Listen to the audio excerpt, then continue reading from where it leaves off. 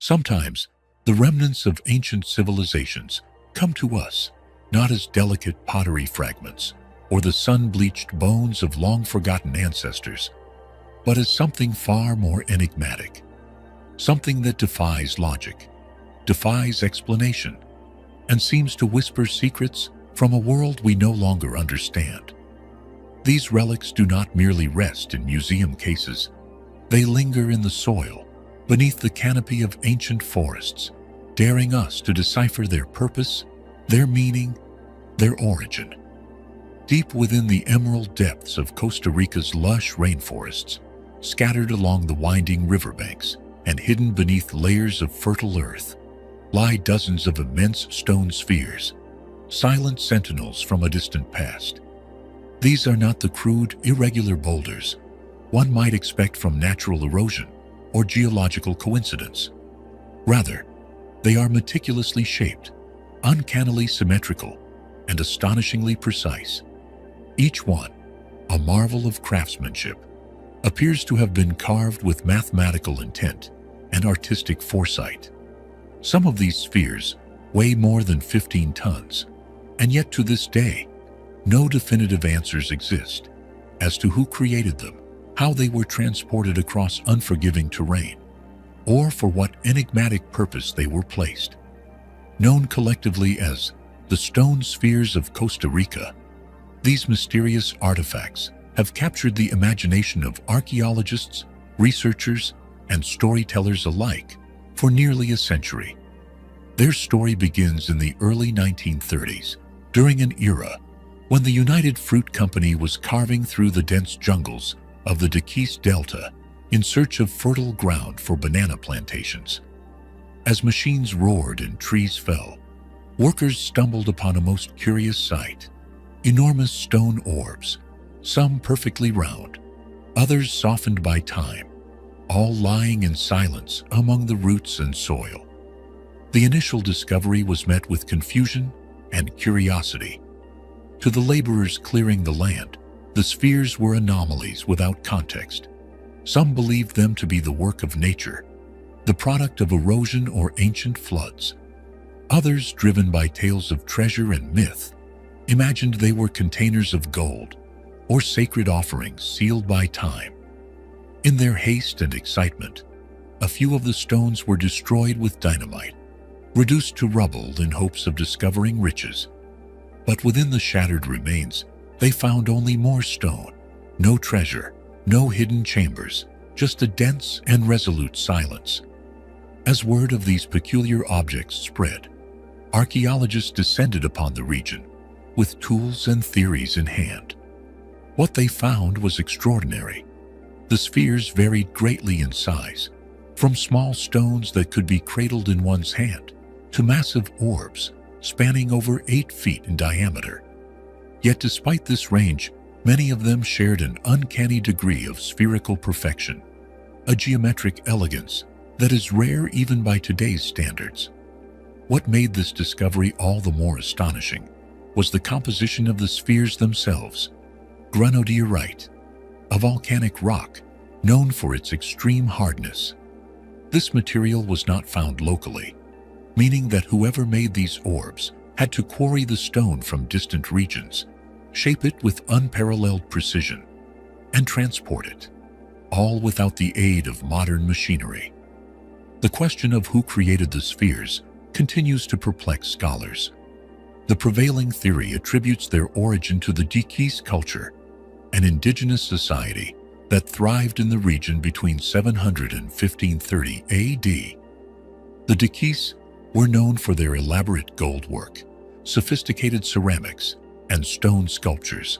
However, nowhere else in their material culture do we find evidence of anything as massive, as mathematically refined, or as mysterious as these spheres. They left behind no writing, no inscriptions, and no records to explain their purpose. And when European explorers eventually reached Costa Rica, the Dikis had already vanished into the annals of forgotten history. Speculation about the sphere's intended use runs the gamut from the scholarly to the supernatural. Some suggest they were status symbols, placed in front of the dwellings of chiefs or high-ranking individuals to denote power and influence. Others argue they may have served as astronomical tools, aligned with the stars or the path of the sun to mark significant dates in the calendar. A number of spheres were found in arrangements that hint at celestial alignments, though the original placements of many have been lost, making conclusive interpretation difficult. More spiritual interpretations posit that the spheres held ritual significance, that they were symbols of life, death, or rebirth, or representations of the universe itself. Indigenous legends speak of the spheres as thunderstones hurled by divine beings to defend the land. Still other, more fringe theories suggest the spheres were energy conduits, placed along ley lines, tapping into a hidden network of earth energies understood by ancient peoples and lost to modern minds. One of the more compelling hypotheses posits that the spheres may have served as navigational markers, forming part of an ancient system to chart trade routes, sacred places, or territorial boundaries. This idea could explain why some spheres were discovered in clusters, while others stood in isolation. Yet even this theory, while tantalizing, raises further questions. Who could have designed such a system? And why would they choose such an extraordinarily difficult method of representation? The absence of tools or quarry sites near the spheres has only deepened the mystery. Granodiorite is unforgiving, resisting all but the most deliberate and skilled efforts to shape it. Even with today's tools, crafting a perfect sphere from this stone would be a time-consuming, painstaking endeavor. Some researchers suggest the ancient artisans used a technique involving fire to heat the rock, followed by dousing it with cold water to fracture the surface before painstakingly grinding it down with other stones. But even this method fails to fully account for the near-perfect symmetry observed in many of the spheres. Equally perplexing is the question of transport. How were these massive orbs moved over miles of dense jungle and uneven terrain without the benefit of wheels, draft animals, or modern transport? Were they rolled across wooden logs, hauled on rafts or sleds? Or was there a technique, now forgotten, that allowed ancient engineers to manipulate heavy objects with surprising efficiency? Each question seems to give rise to more questions, each mystery unfolding into another. In the absence of definitive answers, more speculative theories have emerged. Some claim that the spheres were created with the help of extraterrestrial technology, pointing to their precision and the lack of explanatory evidence as proof of a non-human origin. Others believe they are remnants of an even older, now lost civilization, one that predates the Dikis and left behind no trace save these solemn stones. While such ideas remain outside the boundaries of mainstream archaeology, they underscore a deeper truth, that we still know very little about the full breadth of human history. Compounding the difficulty of study is the fact that many of the spheres have been removed from their original locations. Some were taken to museums, others sold to private collectors, and many simply moved by farmers clearing their land. The displacement of these stones has made it nearly impossible to reconstruct their original context, their alignments, or their intended function. What might have once been a coherent message from the past is now a scattered puzzle, its pieces missing, its meaning elusive. Today, a small number of these spheres remain in situ and are protected as UNESCO World Heritage Sites, but countless others have been damaged, destroyed, or forgotten. Despite decades of careful research, the stone spheres of Costa Rica remain one of archaeology's most enduring enigmas. Were they political symbols, spiritual icons, celestial guides, or something altogether different? We may never know. And yet, even in their silence, the spheres continue to speak. They speak of a people whose ingenuity and artistry we have only begun to comprehend. They remind us that human history is filled with lost chapters, stories still buried beneath jungle vines and layers of time. And they challenge us to keep looking, to keep asking, to never be entirely satisfied with the answers we have. Costa Rica's mysterious stone spheres are not the only relics that hint at forgotten greatness. Across the world, ruins and legends whisper of civilizations lost to the sea, to the earth, to time itself. In the southeastern corner of India, along a rugged coastline where waves crash against ancient rocks, a tale has persisted for centuries, a legend of such wonder and beauty that even the gods, it is said, could not resist. Jealous of its splendor, they cast the entire city into the ocean, leaving behind only fragments. It is a story that blends myth and memory, faith and fact.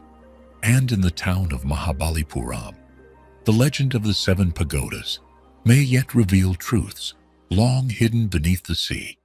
There is a book resting quietly in the Hungarian Academy of Sciences that has never been read, not because it's protected by law or locked in a vault, but because no one on earth has been able to understand a single word written inside it. Its pages are filled with elegant, flowing script, line after line of symbols that match no known alphabet. It is a language that does not exist, a language that perhaps never existed, and yet someone wrote it. Someone long ago took the time to create 448 pages of text, each meticulously inscribed with over 200 unique characters, accompanied by strange illustrations, battles, saints, kings, and temples. The book has come to be known as the Rohank Codex, and for over 2 centuries, it has remained one of history's most perplexing and impenetrable mysteries. The story of the Codex, as far as anyone knows, begins in Hungary in the early 1800s, when a nobleman named Gustav Batthyány donated the manuscript to the Hungarian Academy of Sciences. Before that, it had been part of his family's private collection, but how it came into their hands, or who created it, remains entirely unknown. The book looks, at first glance, like a religious manuscript from the medieval period, perhaps a lost gospel or a forgotten chronicle. The illustrations certainly hint at that. Crosses and robed figures, what appear to be saints or warriors, or even angels. But then, other images break the pattern. There are symbols that seem Islamic, others that resemble Hindu motifs. The combination is so strange, so unexpected, that scholars have never been able to agree on what tradition, if any, the book might belong to. Is it Christian, Islamic, a fusion of both, or something else entirely? Of course, the text itself offers no answers, because no one can read it. Despite decades of study by linguists, historians, cryptographers, and even military codebreakers, no one has been able to decipher the script. In the 19th century, Hungarian scholars attempted to match it with known languages of the region: Hungarian, Latin, Romanian, even Sanskrit. Nothing matched. In the 20th century, experts turned to modern techniques, like frequency analysis, searching for recurring patterns or structures that might reveal grammar or syntax. Still, no breakthrough came. The writing remains frustratingly resistant to all efforts, behaving neither like a real language nor like a simple cipher. Some symbols repeat often. Certain combinations show up again and again, but the overall structure is unlike anything we've ever seen. It's as if the book is written in a completely lost language, or, as some have proposed, in complete nonsense. And that raises an uncomfortable possibility.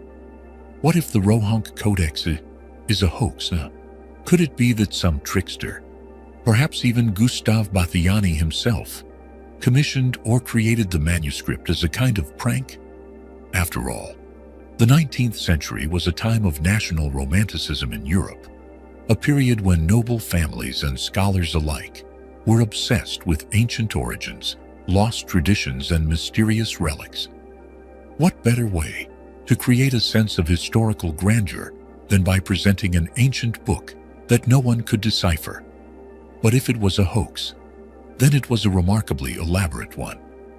Who would go to the trouble of inventing over 200 unique symbols, far more than any known language uses, and carefully arranging them across nearly 450 pages without ever repeating a consistent pattern? Who would spend hours drawing detailed religious and military scenes just to decorate a fake? And most importantly, why has no one, even today, with all our technology and expertise, been able to prove once and for all that it is a hoax? Other theories are more generous. Some scholars believe the codex may have been written in a real language, just one that is now extinct.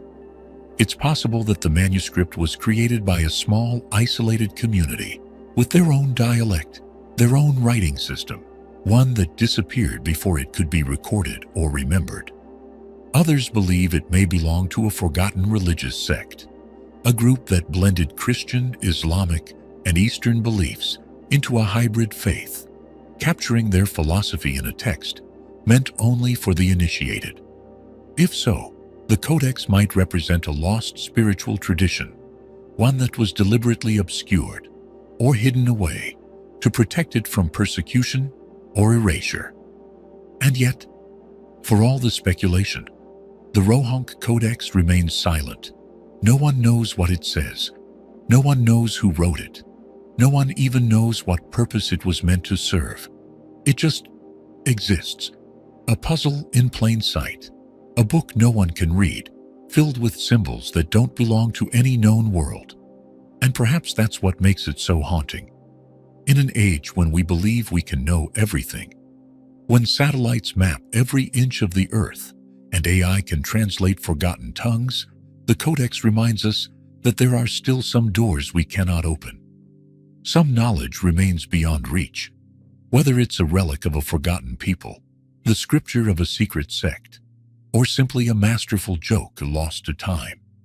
The Rohank Codex continues to whisper its secrets from the shadows, waiting, watching, silent, until someone finally listens closely enough to understand. Beneath the quiet hills of southeastern Turkey lies a secret buried for over 12,000 years, older than the pyramids, older than Stonehenge, so ancient it predates even the idea of civilization. And yet, it was built with such precision, such purpose, that it challenges everything we thought we knew about our past. Who built this place, and why? Did they bury it? This is Göbekli Tepe. Hidden beneath layers of earth, it remained untouched for thousands of years, until a chance discovery in the 1960s hinted that something was buried beneath the ground. But it wasn't until the 1990s, when German archaeologist Klaus Schmidt began excavating the site, that the true scale of Göbekli Tepe was revealed. What he found shocked the world. Massive circular stone enclosures with towering limestone pillars, each one up to 20 feet tall and weighing 20 tons. Some were decorated with detailed carvings of animals, symbols, and humanoid shapes. They weren't just randomly placed. They were arranged with intention, with meaning. And yet, according to everything we knew, people living 12,000 years ago were simple hunter-gatherers, no farming, no cities, no stone tools, advanced enough to create this. So how did they do it? There are no homes here, no cooking pots, no signs of permanent living. Göbekli Tepe wasn't a village. It wasn't a city. It seems to have been something different, something sacred. Some believe it was a place of worship, a spiritual center where early humans gathered to perform rituals, honor the stars, or speak to their ancestors. The carvings suggest deeper meanings: predators, birds, snakes, all possibly symbolizing myths, warnings, or sacred knowledge. Could it have been a temple, an ancient observatory? Was this a place where stories were told, the heavens watched, and mysteries celebrated. One theory suggests that the structures are aligned with constellations, hinting at an understanding of the cosmos far more advanced than we believed possible at the time. Another idea is that these carvings told stories passed down from generation to generation, stories carved in stone before humans even knew how to write. But perhaps the greatest mystery of all is not how it was built, but why it was buried. At some point, long after Göbekli Tepe was constructed, people came back and covered it with dirt. Not by accident, it was deliberate. The pillars were gently filled in, preserved as if someone wanted it hidden or saved for another time. Was it considered too sacred? Was it abandoned after some disaster? Or did someone try to erase it from history? Whatever the reason, the act of burying it may have been what kept it so well preserved for us to discover today. Archaeologists today are cautious. Most believe Göbekli Tepe was built by highly organized hunter-gatherers, a society just beginning to experiment with agriculture and community. Some even believe that the effort to build such a site, to feed the workers, to organize the labor, may have helped create the very idea of civilization. In other words, it wasn't farming that led to religion. It may have been religion that led to farming. But still, questions remain. How did people with no known tools, no wheels, and no writing move, carve, and erect such massive stones with perfect alignment? Some researchers take it further. They suggest Göbekli Tepe might be the last trace of a forgotten civilization, a society lost to time, perhaps wiped out during a global catastrophe, like the end of the last ice age. One controversial theory, the Younger Dryas impact hypothesis, suggests that a comet hit Earth around 12,800 years ago. This event could have caused rapid climate shifts, flooding, and the collapse of unknown cultures. If that's true, Göbekli Tepe may be one of the only surviving monuments from a lost world, a whisper from a time before history began. And if one such site exists, could there be more still buried beneath our feet? What makes Göbekli Tepe so powerful is not just its age, it's what it says about us, about the power of belief, memory, and mystery. Even before cities, before farming, humans were storytellers. They gathered under stars, carved their fears and dreams into stone, and built monuments that would outlast their own lifetimes. Maybe those carvings were meant for the future.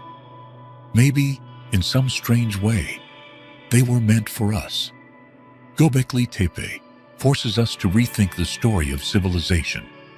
If people 12,000 years ago could create something so complex, so meaningful, what else were they capable of? And how much have we lost to time? Despite decades of excavation, the site still holds more questions than answers. New structures are still being uncovered, and beneath every stone, a deeper mystery waits. Was this the birthplace of human spirituality, the legacy of a forgotten people, or something else entirely? We may never know the full story of Göbekli Tepe, but one thing is certain: the past still has secrets, and sometimes those secrets are carved in stone. If this story made you wonder, what else might be hidden beneath our history? Let us know your thoughts in the comments. There are books that offer knowledge, books that preserve history, and then there are books that seem to defy explanation. Books whose very existence stirs something deep within us. Wonder, unease, and a lingering sense that we may never fully understand where they came from or why they were made. Tonight, we open one such book. It is the largest medieval manuscript ever discovered, a creation so massive, so meticulous, and so mysterious that for centuries, people have whispered the same unsettling question: Could it truly have been written by human hands alone? This is the story of the Codex Gigas, more famously known as the Devil's Bible. Tucked away in the secure vaults of the National Library of Sweden is a manuscript unlike anything else from the ancient world. When closed, it stands nearly 3 feet tall and weighs more than 165 pounds. Its pages are made from the skins of over 160 animals, most believe calf or donkey, painstakingly prepared, smoothed, and inscribed.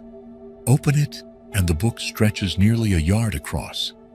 The spine creaks like a cathedral door, revealing a world written entirely in Latin, with an eerie uniformity that suggests something unnatural. Bound in thick wooden boards and wrapped in ancient leather, it gives the impression not merely of a book, but of a tomb, heavy with centuries of silence. And yet, despite its sacred passages and biblical grandeur, it is not the holy verses that have captured the world's imagination. It is the image and the legend that lies at the heart of it. According to medieval lore passed down through the centuries, the Codex Gigas was not simply written, it was forged under the most desperate and dreadful of circumstances. The story begins within the cold stone walls of a Benedictine monastery in Bohemia, now part of the modern-day Czech Republic. There, a monk is said to have committed a grievous sin, one so severe, so damning, that he was sentenced to a most horrifying punishment, to be sealed alive within the monastery walls, entombed in complete darkness, left to die in solitude. But the monk, it is said, begged for mercy. In exchange for his life, he offered to create a manuscript unlike any the world had ever seen, a book that would glorify God, preserve all human knowledge, and serve as an eternal monument of devotion. And he would do it in one night. The abbot, skeptical but intrigued, granted his plea, believing the task to be impossible. But as the hours passed, the monk realized what he had promised could never be achieved by mortal effort. And so, in the silence of his cell, with time slipping away and death drawing near, he made one final desperate prayer. But this time, he did not pray to God. The legend says the devil answered. In exchange for the monk's soul, the book would be completed, perfectly and in time. By morning, the manuscript was finished, not a single mistake, not a single blot of hesitation. Every word flowed with an inhuman precision, and in gratitude, or perhaps in tribute, the monk dedicated an entire page to his infernal benefactor, a full-body portrait of the devil, rendered in vivid, unsettling detail, horned, fanged, crouched, and staring directly into the reader's soul. It is this portrait, strange, menacing, and entirely out of place in a religious manuscript, that earned the book its infamous name. But beyond the legend, what do we truly know? Modern analysis has revealed something deeply perplexing. The entirety of the Codex Gigas, every chapter, every word, every carefully drawn illustration, appears to have been created by a single scribe. This is not merely conjecture. Handwriting experts have scrutinized the manuscript at microscopic levels. They have confirmed that the style, spacing, ink density, and pressure remain perfectly consistent throughout all 310 pages. And here lies the mystery. To produce such a manuscript by hand, using the tools available in the 13th century, should have taken between 25 and 30 years. That's assuming the scribe wrote every day, for hours, without illness or interruption. Yet there are no signs of aging in the script, no fading strength, no changes in ink, no mistakes corrected over time. The writing feels uninterrupted, as if time itself paused to allow the work to be completed. How could a single man, confined within a medieval monastery, produce something so vast, and so flawless. Unless, of course, he didn't work alone. Within the Codex Gigas lies the complete Latin Bible. But the book does not stop there. Interwoven between Holy Scripture are medical treatises, historical records, and exorcism rituals. There are texts on astrology, magical incantations, and even references to demonology. This blending of the sacred and the profane is deeply unsettling in an age when even minor heresies could lead to execution. Why would a monk, especially one pleading for redemption, include such dark material? Was it meant to be a record of all knowledge, both divine and forbidden? Or was the monk recording something he had seen or done? And what of the devil's portrait? Was it a warning to future readers, a mark of fear and regret? Or was it a signature, the final flourish of a deal fulfilled? Throughout its long and turbulent history, the Devil's Bible has been stolen, lost, and nearly destroyed.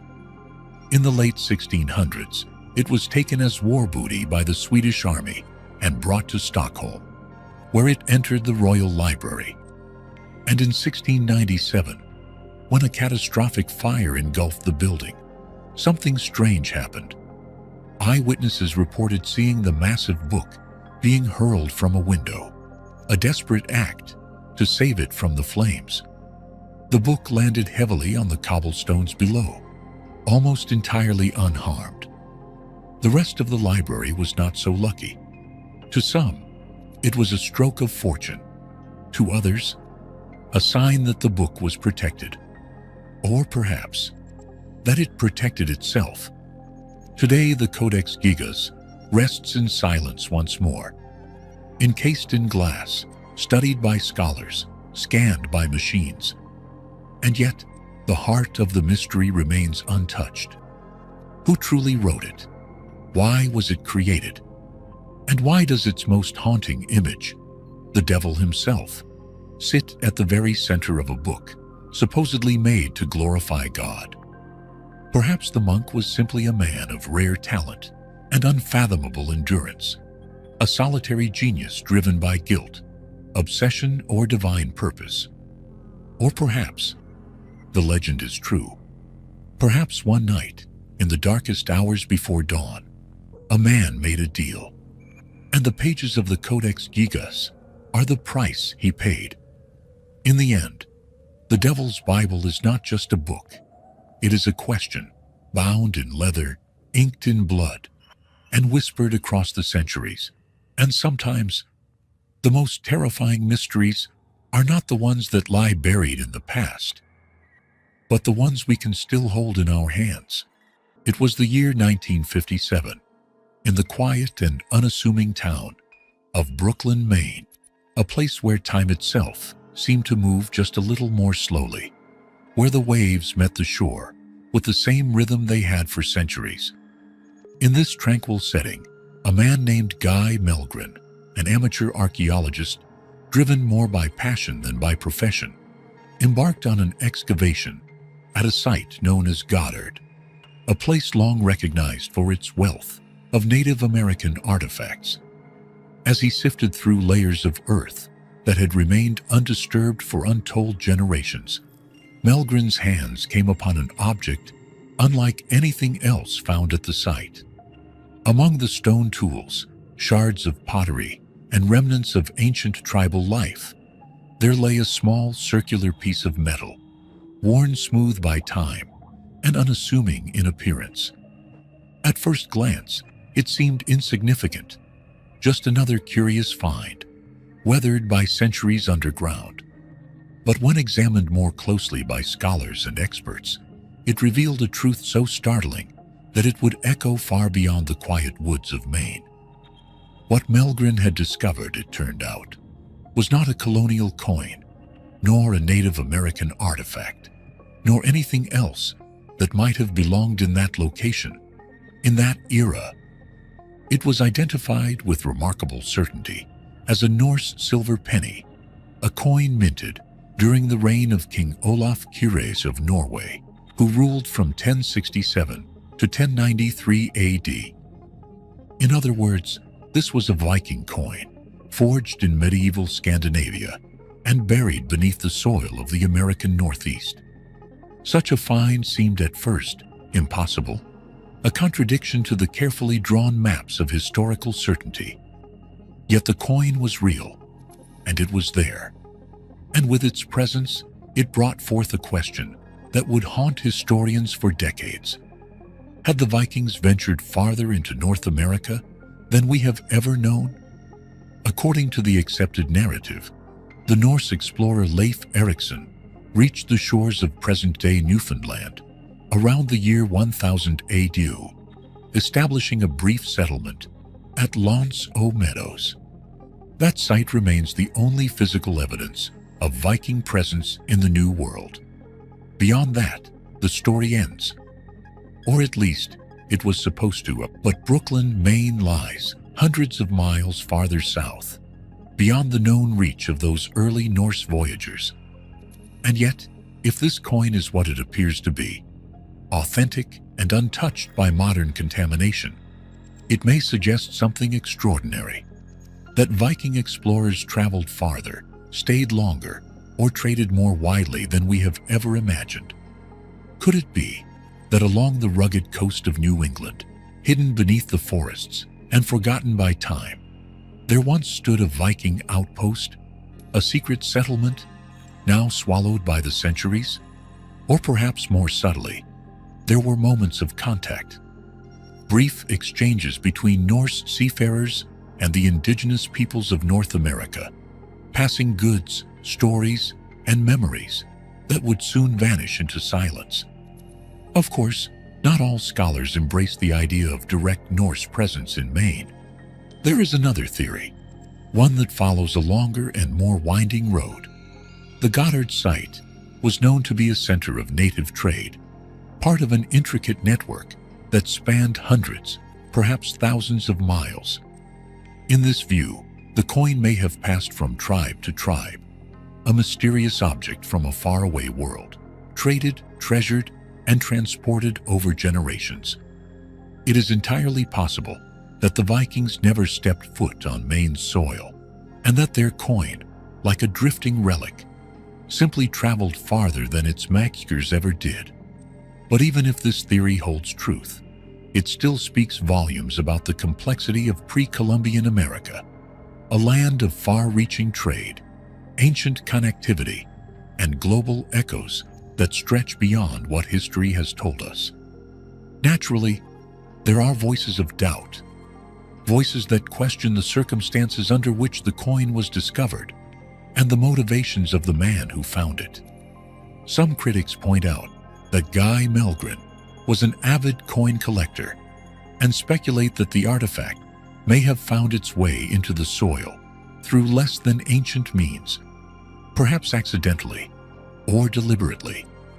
They note the absence of other Norse artifacts at the site. No weapons, no tools, no ruins, just the lone coin, found perforated, possibly repurposed as a pendant or ornament by a later culture. The possibility of contamination cannot be ignored, but neither can the tests, nor the consensus of multiple experts who confirm that the coin is genuinely Norse and undeniably ancient. And so we are left with a puzzle, one that refuses to offer easy answers and defies the neat conclusions of textbook history. What makes the mystery of the Maine penny even more compelling is that it is not alone. Across the world, other discoveries have surfaced that seem to exist out of time, unsettling and unexplained. Roman coins have been found in Texas and Venezuela. Japanese coins have surfaced on the shores of East Africa. Fragments of old worlds scattered in places they seemingly should not be, whispering of ancient journeys long forgotten. Taken individually, such anomalies can be dismissed, but taken together, they form a pattern, a quiet, persistent suggestion that the boundaries of history may be far more porous than we once believed. The Maine penny is not just a coin. It is a symbol, a mirror held up to our understanding of the past. It challenges us to consider what else we may have overlooked and what other truths lie just beneath the surface of our known world. It is a reminder that history is not a closed book, but a living narrative, one still being written, with each new discovery, each unanswered question, and each whisper from the soil beneath our feet. Somewhere in the forgotten hills of China, tucked beneath layers of earth, roots, and silence, lies something that might just change the way we see history. It's not written about in textbooks. It doesn't appear in tourist brochures. But those who have seen it say it's real. They say it's bigger than the Great Pyramid of Giza, stranger than Stonehenge, and far more hidden than any of them. They call it the White Pyramid of China, a monument so massive, so mysterious, that for decades it has remained buried in secrecy. Quite literally. The story begins in Shanxi Province, a quiet region in central China, where rolling hills stretch into the mist, and time seems to move just a little slower. On the surface, nothing here seems extraordinary. There are no signs, no crowds, no gift shops, just nature, quiet, undisturbed.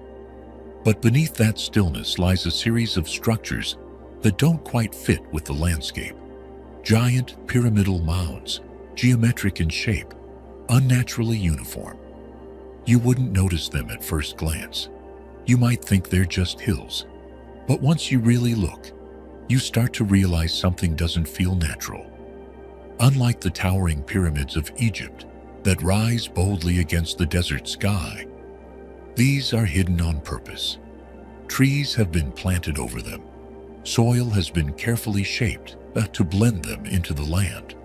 And for the most part, officials insist they're just part of the terrain. But satellite images tell a different story. Symmetrical shapes, sharp edges, repeating patterns, and one in particular stands out among the rest: the White Pyramid. Its story emerged near the end of World War II, in 1945, when an American pilot named James Gaussman was flying a reconnaissance mission over China. According to his account, as his plane soared above the region, something below caught his eye. Something shining. It was a colossal, blindingly white structure rising from the ground, unlike anything he'd ever seen. He described it as having smooth, perfectly symmetrical sides, almost glowing in the sunlight. It didn't look like a mountain or a building, or anything man-made that he knew of. And yet, there it was, real, towering, silent. He estimated it to be at least 1,000 feet tall, which, if true, would make it the largest pyramid ever built by human hands. Gaussman reported his sighting. He even sketched the structure. But somehow that report was buried, classified, forgotten. Then, 2 years later, in 1947, another American pilot, Colonel Morris Shahan, reported seeing the same thing. He too described a giant white pyramid with impossibly smooth sides. This time, the story made it into the New York Times. And yet, despite two credible eyewitnesses, no photos were released. No expedition was launched. And just like that, the White Pyramid faded from public view, but not from memory, because the locals never forgot. In the villages near those quiet hills, stories have passed from one generation to the next. Stories of strange lights hovering at night, of compasses spinning wildly, of places where birds won't land and animals refuse to graze. The elders speak of sacred ground, warning not to dig, not to disturb. The Sky Kings are sleeping, some say. Leave them be. And then there's the science. Archaeologists have long known that Shanxi Province is home to dozens, perhaps hundreds, of ancient pyramidal tombs, many dating back more than 2,000 years to the Western Han Dynasty. These were believed to be burial mounds for emperors, much like the pharaohs of Egypt. Some contain vast treasures. Others remain completely untouched. The most famous, of course, is the tomb of Emperor Qin Shi Huang, the ruler buried near the Terracotta Army. And even that tomb remains sealed, not because it's been looted or forgotten, but because scientists have detected high levels of toxic mercury within. Mercury, liquid metal, poison, a trap maybe, or a warning. Most of China's ancient pyramids have never been excavated, and access to these sites, especially for foreign researchers, is extremely limited. Officially, it's about preservation. The government says they want to protect these fragile sites from damage, but some wonder, is there something else they're trying to protect? Or perhaps hide? Because what if the White Pyramid isn't just another tomb? What if it holds something older, something more advanced than any of us are prepared to understand? Some theorists have suggested that the pyramid's bright surface and perfect geometry hint at an ancient technology we've forgotten. Others whisper that it may not have been built by humans at all. Far-fetched? Maybe. But then again, what else explains the silence? The lack of photos, the missing reports. Satellite images do show pyramid-like shapes in the region. Large ones, covered in trees, hidden in plain sight. And in villages nearby, the stories continue. Lights in the sky, sudden illnesses, people who got too close and never came back. Of course, none of this is proven. It could all be folklore. But then again, isn't that where all great truths begin? As stories? There are scholars who believe that inside these pyramids may lie scrolls, artifacts, even lost languages. Things that could rewrite what we know about early human civilization. China, after all, has lost much of its ancient written history due to centuries of war, destruction, and regime change. If something survived, something sealed within a hidden tomb, it might be the only surviving record of a world we've never seen. And still, no one is allowed to look. The White Pyramid, if it exists, remains one of archaeology's greatest unknowns. It could be the tomb of a forgotten emperor, or a relic from a time before recorded history. It could be something entirely explainable, or something that challenges everything we believe about the past. Maybe it's just a story, a misidentified hill, a trick of light and memory. Or maybe, just maybe, it's still out there, quiet, undisturbed, waiting for the right eyes to find it, waiting for the right moment to be remembered. Until then, it remains what it has always been, a mystery, buried beneath time, silence, and the trees. In a quiet corner of the Middle East, hidden among dusty hills and ancient ruins, lies one of the greatest mysteries on earth. A place so old, so massive, that even the most advanced minds of today struggle to explain it. This is Baalbek, and the stones here, they don't make sense. Located in modern-day Lebanon, Baalbek is home to the ruins of an enormous Roman temple complex. To the casual visitor, it might look like just another set of ancient ruins. But beneath the surface lies something far stranger. Scattered across the site are stone blocks, cut, carved, and positioned, some weighing over 800 tons. That's more than 3 fully loaded Boeing 747s per stone. One of them, known as the Stone of the Pregnant Woman, weighs over 1,000 tons. And yet it was somehow quarried, shaped, and prepared for use over 2,000 years ago. Think about that for a moment. In an era without modern cranes, without trucks, without laser-guided equipment, how were these megaliths moved? Who were the people that did this? And what were they trying to build? Some historians say the Romans built Baalbek. They certainly left their mark, columns, temples, inscriptions. But even Roman records are silent on how the foundation stones, those impossibly massive blocks, were put in place. Local folklore offers a different explanation. In the ancient past, they say, giants roamed this land, beings of immense strength, who could lift mountains and shape the earth with their hands. In Phoenician mythology, Baalbek was said to be the city of the sun god Baal. Some believe it was a sacred site, long before the Romans ever arrived. Others go even further. They suggest Baalbek was never intended as a temple, but as a landing platform for beings from the stars. It sounds unbelievable until you stand next to the stones, until you try to imagine how any ancient civilization, no matter how clever, could have moved such mass with such precision. Mainstream archaeologists have their own theories. They believe the stones were moved using levers, rollers, ropes, and manpower, possibly thousands of workers over several months. But there's a problem. No records of such efforts exist. No ancient writings describe the techniques.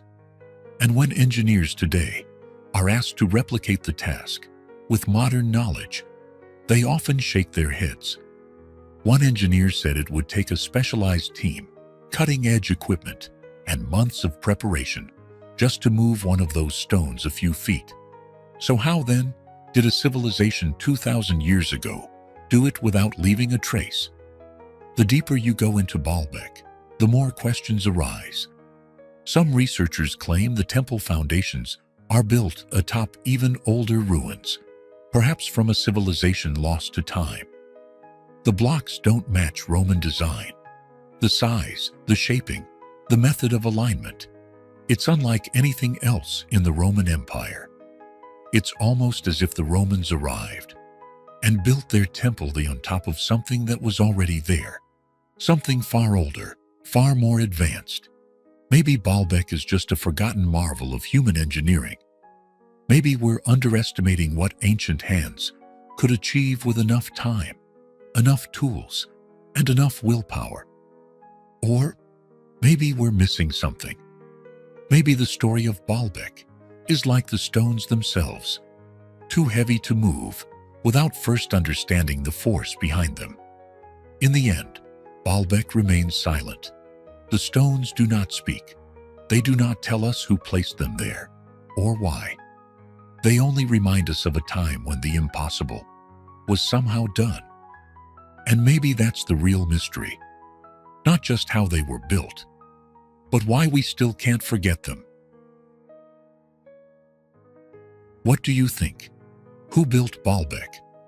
And how? Let us know in the comments. And don't forget to subscribe for more stories that ask the questions history left behind. Until next time, stay curious.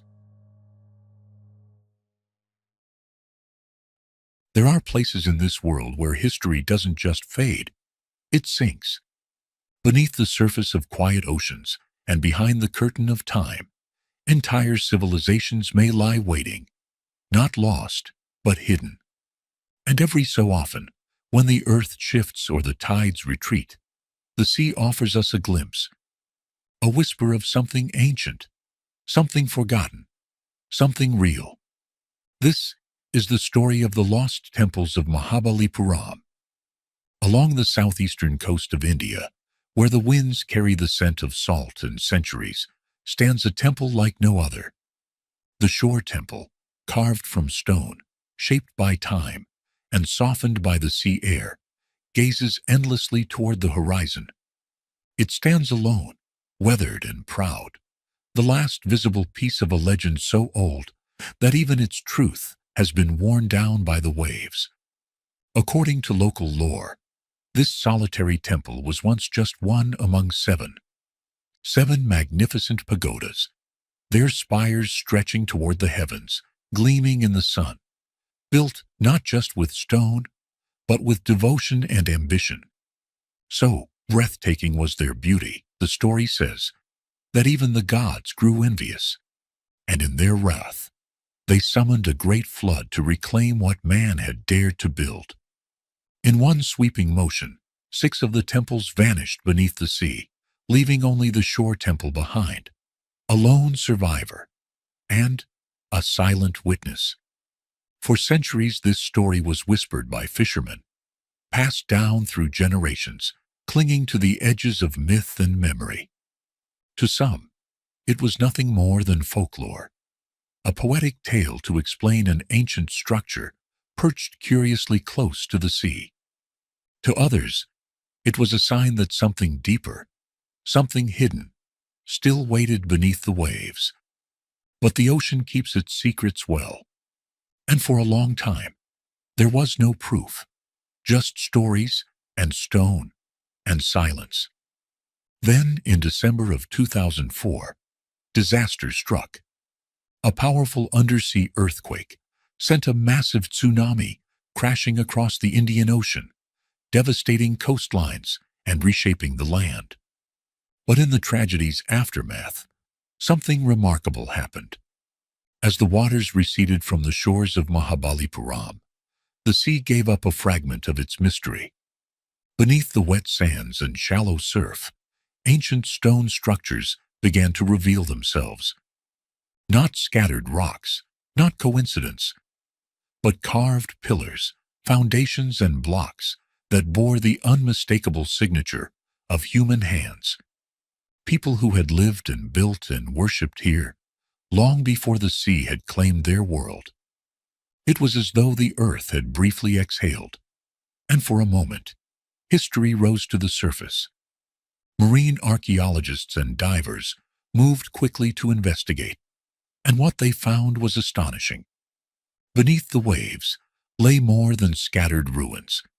They discovered evidence of planned construction, symmetrical arrangements, intricately carved stones, and structural remnants that pointed to a sprawling complex. Some of the formations were located hundreds of meters offshore, partially buried beneath centuries of sand and marine growth. The ocean had not destroyed these temples. It had preserved them, and in doing so, it had transformed legend into something tangible, something real. How did these temples vanish beneath the waves? One explanation suggests a slow and steady process, centuries of rising seas and coastal erosion, gradually pulling the land back into the water. Mahabalipuram, after all, lies along a coastline where storms, floods, and shifting sands are constant forces. Some researchers believe the temples were not lost in a single night, but surrendered to the sea piece by piece, until only one remained. But there are other stories, older, deeper. Ancient Tamil legends speak of Kumari Kandam, a mythical lost continent that once stretched across the Indian Ocean, a land said to be home to an advanced civilization swallowed by the sea in a catastrophic flood. To some, the ruins off Mahabalipuram's coast are not just a temple complex. They are the final fragments of a vanished world, not unlike Atlantis. Still others suggest the temples were simply abandoned, left to time and tide, as dynasties shifted and rulers turned their eyes elsewhere. Forgotten by people, claimed by nature. Perhaps the most haunting possibility is this, that many of the temples still survive beneath the sea, fully intact, waiting in silence. The tsunami of 2004 offered only a glimpse. Since then, the tides have reclaimed what they revealed. But technology is catching up. With sonar, underwater drones, and remote-operated vehicles, the tools to uncover these secrets grow more powerful by the year. Marine archaeologists believe that further exploration may yet reveal more. Hidden temples, submerged sculptures, even ancient inscriptions, waiting to tell us who built these monuments and why they were left behind. For now, the shore temple remains alone, standing quietly where land meets sea, guarding the memories of its lost companions. Its presence is a question carved in stone, a message across time. It reminds us that much of our history does not lie in books or museums, but beneath the surface, where light fades and silence reigns, because the sea, vast and ancient, does not forget. it remembers. And somewhere beneath the waves, the temples of Mahabalipuram still wait, not lost, but listening, hidden beneath the soft, undulating hills of China's Zhejiang province, beneath still pools of water that had sat untouched for centuries, lies a discovery so vast, so precise, and so unexplainably absent from history that it has left archaeologists and scientists grasping at shadows, unable to piece together how such a thing could exist without so much as a single trace of its makers. No records, no tools, no stories passed down, only the silent void of forgotten time, echoing through hollowed stone. These are the Longyu Caves, not natural formations shaped by wind or water, not tombs or shelters built to serve an obvious need, but massive, meticulously carved chambers that seem to defy every convention of ancient construction, each one bearing the marks of deliberate design, each wall lined with symmetrical grooves etched so uniformly that they appear almost machined rather than chiseled by hand, forming a pattern repeated with such consistency that it seems less the work of laborers and more like the result of a lost technology, one that knew how to command stone itself. And yet, despite their complexity and the effort such an undertaking must have demanded, no writings exist to describe their purpose, no legend survives to tell us why they were made, and no document, not even a rumor, in China's long and richly detailed historical records, so much as whispers their name. A silence that is, perhaps, even more haunting than the stone chambers themselves. Their discovery, like many of history's greatest mysteries, happened not through academic pursuit or official excavation, but through the curiosity of a local farmer, a man who, puzzled by the unusually deep and strangely persistent pools that dotted his village, decided one day in 1992 to drain one of them, expecting little more than silt or stone beneath the surface, perhaps the remnants of an old collapsed well. And yet what he uncovered was far beyond anything he could have imagined. As the water receded, the entrance to a hidden chamber began to reveal itself, a vast space descending into the earth with smooth walls, towering ceilings, and a geometry that felt not accidental, but intentional, as though it had been planned and executed with purpose far beyond practicality. Word spread quickly, and soon others began draining more pools, each uncovering yet another hidden cavern. And by the time the discovery had run its course, 24 such chambers had been revealed, forming a subterranean complex of breathtaking scale, spanning over 30,000 square meters, with ceilings that rose to nearly 100 feet and pillars placed at even intervals with architectural precision. A feat that, if undertaken with the tools available in ancient China, would have required thousands of workers working without pause for years, perhaps even decades. And yet, for all that effort, for the sheer volume of stone that must have been carved and carried away, estimated to be close to 1 million cubic meters, there is no debris, no piles of leftover rubble, no discarded tools, no skeletons of workers who toiled and died in the dark. Nothing remains to explain how it was done, who did it, or where all that displaced stone was taken. Even the stone itself bears no sign of unfinished work, no partial carvings, no test markings, no misaligned sections that might suggest error or revision. Only the same chiseled pattern, repeated over and over, along every wall, every ceiling, every pillar, suggesting a process so perfected that not a single stroke was wasted, and so consistent that it calls into question whether we're looking at something made by hands at all, or perhaps by some ancient mechanism we no longer understand. Some have speculated that the caves might have been used for grain storage, or perhaps as military bunkers meant to hide soldiers or supplies, while others suggest that they were temples or ceremonial halls dedicated to a forgotten faith, or even palaces buried beneath the earth for rulers whose names were lost to time. But without inscriptions, without artifacts, without even soot on the walls to suggest torches were ever burned there, every theory remains just that, a speculation born from the absence of evidence. And the deeper one looks, the more the silence of the place seems to resist interpretation, as though whatever civilization created it had not only vanished, but had taken every trace of its existence with it, deliberately or otherwise. What makes the mystery even more profound is the sheer durability of these structures.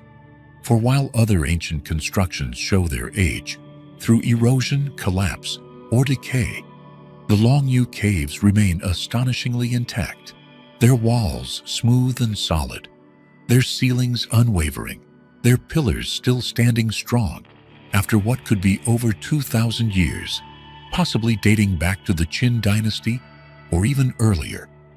And yet, despite this immense passage of time, there is no indication of structural failure, no flooding, no natural wear that would suggest vulnerability, as if they were not built merely to last, but built to endure against every force the earth itself could throw at them. This has led some to wonder whether these caves were intended not just as functional spaces, but as sanctuaries, places of refuge from something, be it natural disaster, invasion, or some unknown cosmic threat. And their resemblance to modern-day bunkers only deepens that line of thought, raising a question far more unsettling than the usual academic puzzles. If these were shelters, then what, exactly, were they trying to survive? And then there are the markings, the most visually striking and technically perplexing feature of the caves. The parallel chisel marks that cover every surface, running in perfect symmetry from floor to ceiling, forming lines that seem almost too uniform to have been made by hand, too precise to be accidental, and too consistent across all 24 caves to be anything less than intentional. Yet no one can explain how they were made, nor why. And while most archaeologists insist they are simply the result of painstaking manual labor, there are others who see something else, something far more advanced, even perhaps mechanical. Among the more unconventional theories is the suggestion that these caves were not carved with tools at all, but rather shaped using a form of lost technology, one that utilized sound or vibration, or an energy we no longer understand, to soften or dissolve stone, allowing it to be removed with ease and precision beyond anything we've documented in the ancient world. A theory that, while speculative, is not entirely without merit, as modern science has shown that sound can, under certain conditions, alter the structure of solid matter. And in a world where we still don't fully understand the capabilities of ancient civilizations, such possibilities remain strangely compelling. What's even more intriguing is that the mystery of Longyou is not entirely unique, because across the globe, from the megalithic blocks of Pumapunku in Bolivia to the vast underground cities of Derinkuyu in Turkey and the water-bound ruins of Nan Madol in Micronesia, we find similar anomalies, architectural marvels that seem to defy the known capabilities of the societies that supposedly built them. And yet, despite being separated by oceans and millennia, these sites share one thing in common: the absence of clear explanation. The same unanswered question echoed in stone, time and time again. Who built this, and how? To this day, no one knows how many more chambers might lie beneath the hills of Longyou, hidden behind unexcavated walls or buried deeper underground. And though some archaeologists have proposed the use of ground-penetrating radar to survey the surrounding area, progress has been slow, cautious, and shrouded in the same kind of uncertainty that has followed the caves since their first accidental discovery over 3 decades ago. Perhaps buried somewhere beyond our current reach lies a sealed corridor, or a mural etched with forgotten script, or even a single artifact that could bridge the gap between theory and truth, something that could finally name the builders and tell us at last what purpose these immense caverns once served. Or perhaps, as some believe, the truth has already been lost, swallowed by time, preserved only in the hollow silence of stone. And so, the Longyou Caves remain what they have always been, not just an archaeological site, but a haunting reminder of how much we do not know, how easily entire civilizations can vanish without a trace, how history, even when carved into the very bones of the earth, can still slip through our fingers like dust in a forgotten tomb. They are not merely empty chambers beneath the hills of China. They are echoes, shadows, questions carved with a certainty we no longer possess. And as we walk their halls and study their patterns, as we peer into their depths and wonder who once stood where we now stand, we are left with the quiet, unshakable sense that the story of humanity may be far older, far stranger, and far less complete than we were ever taught to believe. What if I told you that a map, drawn over 500 years ago, might reveal secrets that predate every known civilization? A map that shows Antarctica, centuries before it was discovered. Not just a vague outline, but detailed coastlines rendered as if they had been seen by ancient eyes. This is the enigma of the Piri Reis map, and its story may change the way you look at history forever.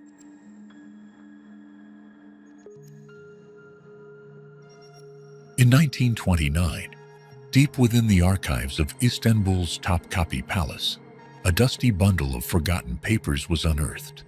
Among them was a strange piece of gazelle skin parchment, inked with curious drawings and vivid colors. It caught the eye of German theologian Gustav Deissmann, and what he held in his hands would soon spark one of the most enduring historical debates of the 20th century. The map was signed by Piri Reis, an Ottoman admiral, navigator, and cartographer. He had drawn it in 1513, during the golden age of exploration. At first glance, it appeared to be a fairly typical 16th century world map, showing the western coasts of Europe and Africa, and the eastern edges of the newly discovered Americas. But then came the shock. Along the bottom of the map was a mysterious landmass, one that resembled the outline of Antarctica. Yet there was a problem. Antarctica wouldn't be officially discovered for another 300 years. Stranger still, the land wasn't shown as the frozen wasteland we know today. It was drawn with precision, detailed coastlines, mountain ranges, and rivers, as if someone had mapped it before it was buried under ice. How could this be? How could a 16th century admiral know what Antarctica looked like when modern geologists didn't confirm its shape until the 20th century? According to handwritten notes in the map's margins, Piri Reis compiled his map using older sources. He claimed to have used over 20 ancient charts and 8 contemporary ones, some reportedly dating back to the era of Alexander the Great. These weren't Ottoman maps. He specifically mentioned Arab, Hindu, and even older references, documents that may have survived through oral tradition, scrolls, or forgotten libraries. Some believe this means that knowledge of Antarctica, when it was still ice-free, may have existed thousands of years ago, long before recorded history. Could there have been an ancient seafaring civilization with the technology to map the world? The theory isn't new. Other Renaissance-era maps, like the Oran-Sifine map and the Zeno map, also depict southern continents eerily similar to Antarctica, complete with non-glacial coastlines. Some researchers speculate that the knowledge preserved in these maps may be the fragmented remnants of a lost global tradition of navigation, passed down from a civilization that predated Sumer, Egypt, or even Atlantis. The idea of a lost civilization isn't just a fantasy for some theorists. It's a growing field of curiosity. They argue that humanity might not be the first technologically capable culture on Earth. Geological evidence supports the possibility that parts of Antarctica were indeed ice-free more than 6,000 years ago. That's long before the rise of ancient Mesopotamia, the cradle of civilization. If ancient people had the means to navigate global seas and human coastlines, where did they go? Were their cities swallowed by time, by the sea, or by the shifting ice? Some even connect these theories with ancient myths, like the tales of Atlantis, Mu, or Lemuria, not as mere stories, but as echoes of real civilizations lost in prehistory. Of course, not everyone is convinced.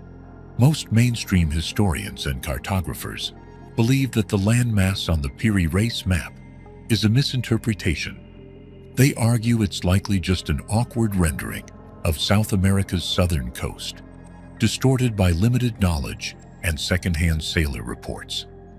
In the 1500s, maps were often stitched together from fragmented logs, legends, and speculative accounts. Errors were common, and coastlines were frequently stretched, rotated, or misplaced to fill the gaps. This could explain the resemblance to Antarctica. Perhaps the Piri Reis map is not evidence of ancient wisdom, but a fascinating example of human error. And yet, some mysteries refuse to be explained so easily. Could it be that early explorers, perhaps Phoenicians, Chinese, or even unknown pre-Columbian sailors, reached further than history gives them credit for? Could ancient maps have been created, then lost to time, only to resurface through Renaissance hands, like Piri Reis? The truth may lie somewhere between science and speculation, a puzzle with pieces missing, where every theory, no matter how plausible, leaves something unanswered. After nearly a century of study, the Piri Reis map still raises more questions than answers. Is it the last surviving fragment of a lost age of exploration? Or just a beautifully flawed artifact from a time when the edges of the world were still unknown? Whatever the truth, one thing is certain: the Piri Reis map remains one of history's most haunting enigmas.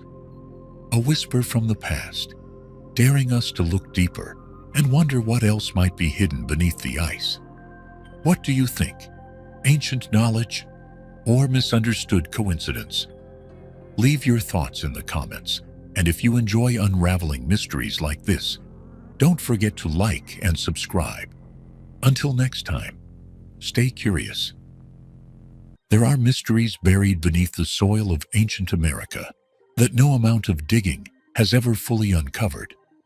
And among these enigmas, there lies a puzzle not centered on a single artifact, nor a cryptic book, but on the silent disappearance of an entire civilization, a culture that once thrived for generations, only to vanish almost as swiftly as it appeared, leaving behind fragments of its existence. And a haunting question: what happened to the Clovis people? The Clovis culture stands as one of the most perplexing and haunting chapters in the deep prehistory of North America. It stretches back nearly 13,000 years, placing it among the earliest known human civilizations to leave their mark upon this vast continent. The people of Clovis were no mere wanderers. They were expert hunters, innovators of their age, recognized by their distinctive and highly sophisticated tools, especially the Clovis points, sleek, fluted spearheads, crafted from flint and stone with such precision that they seem to speak of a shared system of knowledge, perhaps even networks of trade and communication that reached far beyond what we once imagined. For much of the 20th century, archaeologists believed that the Clovis people were the first humans to arrive in the Americas, crossing the Bering Land Bridge from Siberia during the last ice age. For a time, this theory held. The tools they left behind, the bones of mammoths they once brought down, and the scattered remnants of their camps suggested a culture well adapted to the brutal realities of a colder, wilder world. And then, they vanished.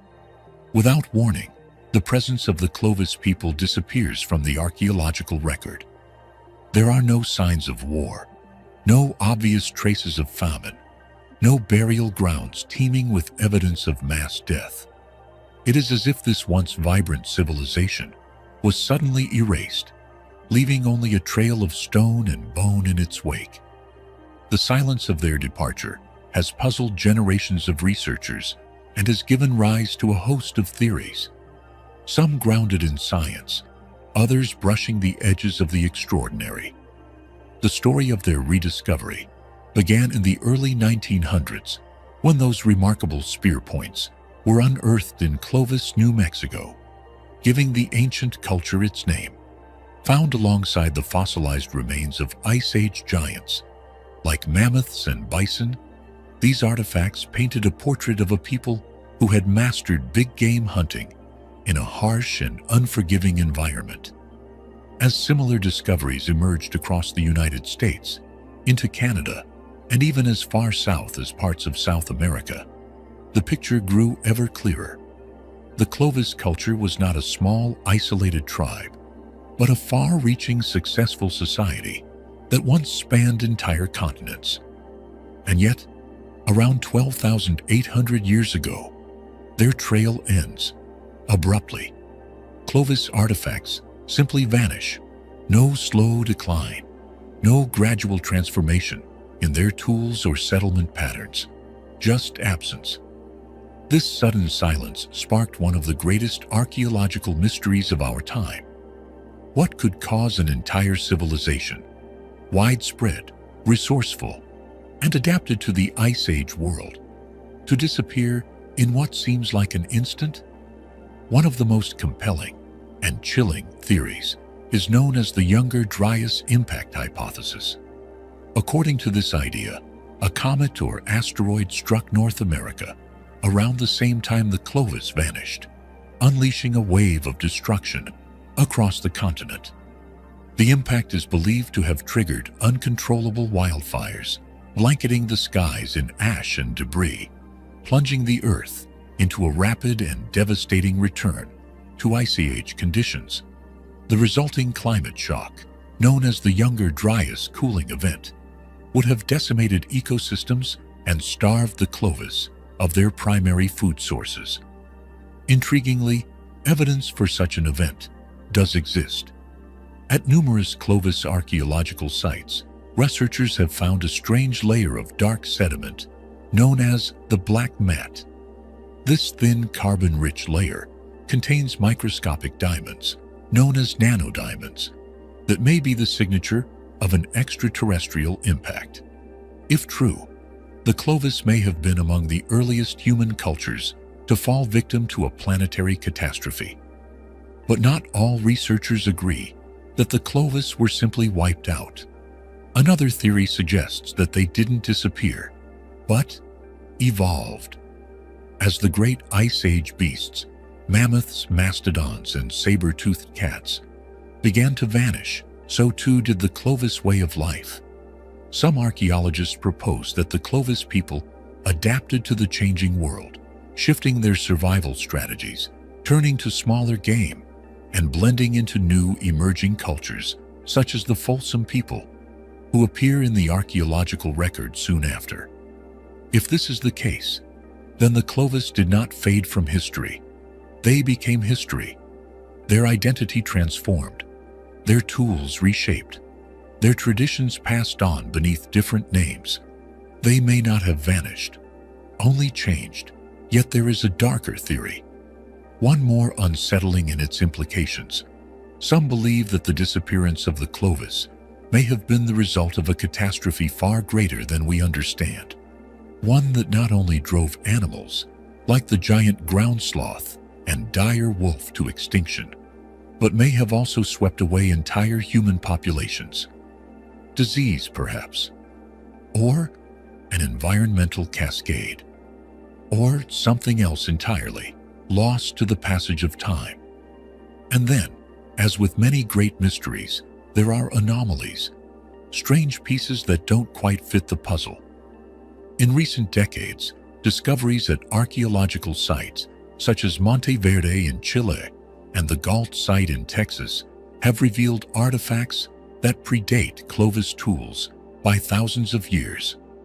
This challenges the long-standing belief that the Clovis were the first Americans. If earlier cultures existed, then who were the Clovis truly? Were they a dominant migration wave, or merely one branch of a deeper, older lineage?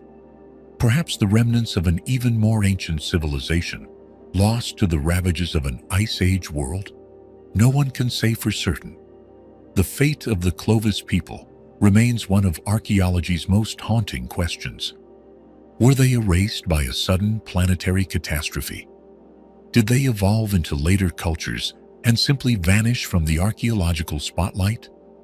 Or were they part of an older, forgotten chapter in the story of humanity, one that has yet to be written?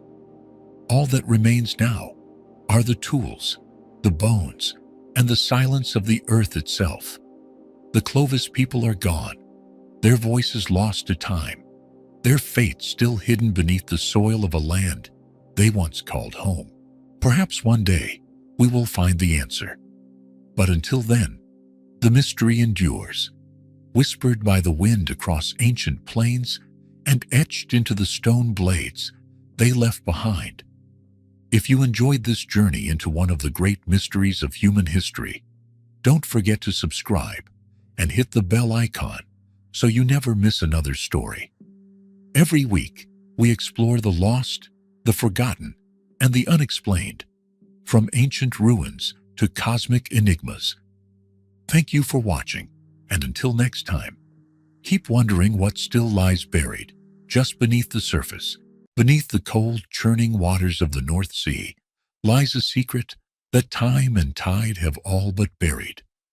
A secret not carved into stone or passed down through ancient scrolls, but whispered by the sea itself, in bones dragged up by fishermen, in tools found beneath the waves, in strange, forgotten landscapes mapped by machines probing the ocean floor. This is the story of Doggerland, a lost world, once teeming with life, now erased by nature, remembered only in fragments and faint echoes. A land that once connected Britain to the European mainland, home to thousands of people, rich in rivers, forests, and wild game. A place where early humans lived, hunted, built shelter, and then vanished. But Doggerland was not a myth. It was real, and its disappearance may be one of the greatest untold stories of prehistory. Tens of thousands of years ago, the world looked very different from the one we know today. During the last ice age, much of Earth's water was locked inside massive glaciers, lowering sea levels and exposing vast stretches of land that are now hidden beneath the oceans. One of those lost lands was Doggerland, a vast plain that once stretched between what we now call the United Kingdom and the coasts of the Netherlands, Denmark, and Germany. Far from being a desolate expanse, Doggerland was vibrant, rolling hills, fertile river valleys, dense woodlands. It was a landscape alive with animals and early humans who followed the rhythms of the seasons. Hunter-gatherers roamed its fields and fished its streams. They left behind tools, hearths, and footprints, signs of a world that once was. Doggerland didn't appear in textbooks or ancient myths. In fact, for centuries, its very existence remained unknown. The first clues came not from archaeologists, but from fishermen, men trawling the depths of the North Sea, who began to haul up more than just fish. Ancient bones, stone tools, pieces of antler carved by human hands, even fragments of skulls, all pulled from the ocean floor, dredged up from a place where no human should have walked, unless at some point that seabed had once been dry land. It wasn't until the 20th century that science began to catch up with the mystery. As technology advanced, so did our ability to see beneath the waves. Sonar mapping and underwater archaeology revealed something astonishing: a submerged landscape frozen in time. Riverbeds, hill formations, even the faint traces of what might have once been human settlements began to appear in scours of the North Sea floor. What had seemed like a featureless ocean bottom turned out to be a ghostly imprint of a forgotten world. But what happened? How could an entire land, a place the size of modern-day countries, simply vanish? The answer, as always, begins with change. As the Ice Age came to a slow end, global temperatures rose, glaciers melted, sea levels rose. Slowly, year after year, century after century, the oceans crept forward, swallowing lowlands and pushing the people of Doggerland inland. Bit by bit, the land grew smaller. The rivers grew wider. The forests grew wetter. Doggerland was dying, not in an instant, but in a slow, relentless retreat. But then, something catastrophic. Around 8,000 years ago, a massive underwater landslide occurred off the coast of Norway. Known today as the Storegga Slide, it was one of the largest submarine landslides ever recorded, a violent collapse of the ocean floor that triggered a colossal tsunami. Walls of water, some rising over 30 feet high, surged across the North Sea. In their path lay Doggerland, already weakened by centuries of rising seas, now faced with devastation beyond imagination. Forests were torn apart. Villages were swept away. In a matter of hours, what remained of the land was drowned forever. For those living there, the event must have been nothing short of apocalyptic. Some may have escaped, fleeing to higher ground in Britain or continental Europe. Others were not so lucky. Their homes, their lives, their history, all erased beneath the waves. And yet, not completely lost. Though the North Sea is a difficult and unforgiving place for archaeology, with murky waters, ever-shifting sediments, and brutal storms, the secrets of Doggerland have not been fully silenced. In recent decades, more and more evidence has emerged.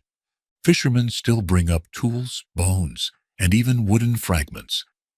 In one case, ancient human footprints were found preserved in the mud, offering a glimpse into the final days of those who lived on the shrinking edge of a dying land. In 2018, researchers using advanced sonar detected what could be the outlines of ancient structures buried beneath layers of sediment, hints that entire villages, or perhaps even burial sites, may still lie intact beneath the seabed, waiting, preserved in silence. But will we ever truly explore Doggerland? That is the great challenge. Unlike other lost civilizations, cities buried in desert sands or swallowed by jungles, Doggerland lies beneath a shallow but dangerous sea. Even today, exploration is limited. The technology exists, but the risks are high, and the answers are elusive. Still, the legend grows. Some researchers have even wondered whether Doggerland could be the ancient inspiration for myths like Atlantis, a once great land swallowed by the sea, remembered in fragments, passed down through generations as stories of a lost homeland. Perhaps the memory of Doggerland lingered in the minds of those who escaped, retold around fires, handed down as warning or wonder. Over time, the memory may have blurred, transformed, but the essence remained, a place that once was and is no longer. For now, Doggerland remains just beyond our reach, a land we know existed but cannot walk, a chapter of human history buried beneath cold waters, where nature writes in silence and time holds its secrets close. But its story reminds us of something profound, that beneath our oceans lie entire worlds we have yet to rediscover. civilizations erased not by war or conquest, but by wind, water, and time itself. And as we continue to explore our planet and others, we must wonder how many more Doggerlands lie hidden. How much of our history remains unseen? The waves remember, even when we forget. And sometimes, if we listen closely, they whisper what was lost. Thank you for spending this quiet moment with us tonight. If you enjoyed this story, consider subscribing and joining us again as we uncover more lost chapters of history, hidden places, and mysteries waiting just beneath the surface. Until next time, sleep well and dream of forgotten worlds. Throughout history, Egypt has been a land of ancient wonders and long-buried secrets. From the golden tombs of pharaohs to temples lost beneath the sands, each discovery tells a story of a civilization that once ruled the ancient world. But in 2018, in the heart of a bustling modern city, a new mystery emerged, one that defied expectations, invited speculation, and left more questions than answers. This is the story of the Black Sarcophagus of Alexandria. Deep in the heart of Alexandria, a centuries-old mystery lay hidden, a sealed black sarcophagus untouched for over 2,000 years. When it was finally opened in 2018, what lay inside defied all expectations. Let's explore the story of the Black Sarcophagus of Alexandria.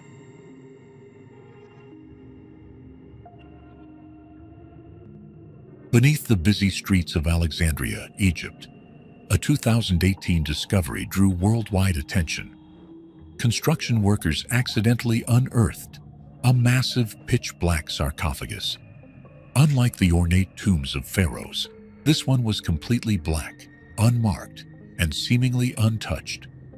It was the largest sealed sarcophagus ever discovered in Alexandria, and no one knew what lay inside. Some speculated it might hold the remains of Alexander the Great. Others believed it could belong to an unknown noble or military figure. But when the archaeologists finally opened it, the truth was far stranger than anyone had imagined. Alexandria has always been a city wrapped in mystery.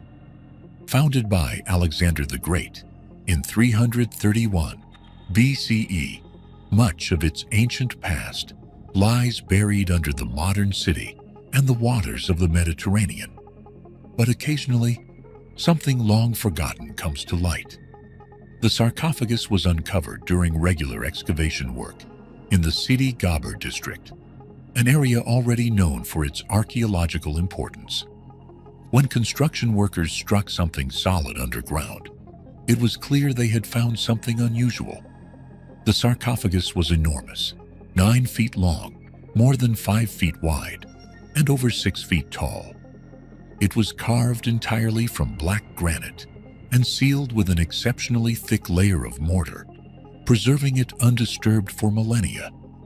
Due to its size and the care taken to seal it, archaeologists believed it must have held someone of considerable significance.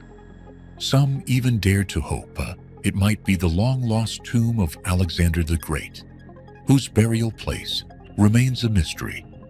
Since Alexander founded the city that bears his name, many have speculated that he was buried somewhere beneath it. But there was another theory, one that gave some people pause. The idea of cursed tombs has been around for centuries. Stories of bad luck or death following the opening of ancient graves are well known. From the supposed curse of King Tutankhamun to other eerie coincidences linked to tomb discoveries, speculation swirled. Some locals even warned that opening the sarcophagus could release something dangerous and ancient. Despite the warnings, archaeologists moved forward. The chance of a major historical discovery was too significant to ignore. Opening the sarcophagus wasn't a simple task. The lid alone was estimated to weigh over 15 tons and required heavy machinery to lift. When it was finally opened, a foul odor immediately filled the air. Inside, there were no treasures or well-preserved mummies, only something far more unsettling. The sarcophagus was filled with a reddish-brown liquid, and within it floated the skeletal remains of 3 individuals. This liquid was a mixture of groundwater and decomposed human tissue, which had seeped in over centuries and turned into a putrid, decaying sludge. The skeletons belonged to 2 men and 1 woman, but beyond that, little could be determined at first. What puzzled researchers was the complete lack of any markings, inscriptions, or burial items, which was highly unusual for a tomb of such scale. Typically, Egyptian burials included artifacts meant to accompany the dead into the afterlife. This one had none. That absence only made the mystery deeper. Who were these people? Why were they buried in such a massive, featureless sarcophagus? And why had it been so tightly sealed? Once the discovery became public, speculation took off. Some believed the strange liquid had supernatural properties, and there were even bizarre online petitions from people claiming they wanted to drink it to gain mystical powers. Others suggested the burial might have been part of a forgotten ritual, perhaps even a failed attempt at mummification or a form of punishment. More logical theories proposed that the individuals were likely high-ranking military officials or nobles. The size of the sarcophagus implied high status, yet the absence of burial artifacts suggested something highly unusual about their interment. One possibility is that they died suddenly, perhaps due to disease or in battle, and were buried quickly and without ceremony. Another theory is that the sarcophagus had originally been created for someone else, but was later reused as a group grave. Despite all the theories, no definitive answers emerged. The skeletons were taken for further analysis, and the sarcophagus was preserved for study. Though it didn't contain Alexander the Great, the Black Sarcophagus remains one of the most mysterious tombs discovered in recent memory. Its size, its strange contents, and the unanswered questions surrounding it make it a discovery unlike any other. Even in a land as rich with history as Egypt, some discoveries still manage to leave us speechless. The Black Sarcophagus of Alexandria may never give up all its secrets, but it serves as a reminder that the past is never truly buried. Beneath our feet, the sands of time continue to guard stories waiting to be told. And sometimes those stories begin with a sealed tomb and a question that echoes across the ages. Who were they? And why were they forgotten?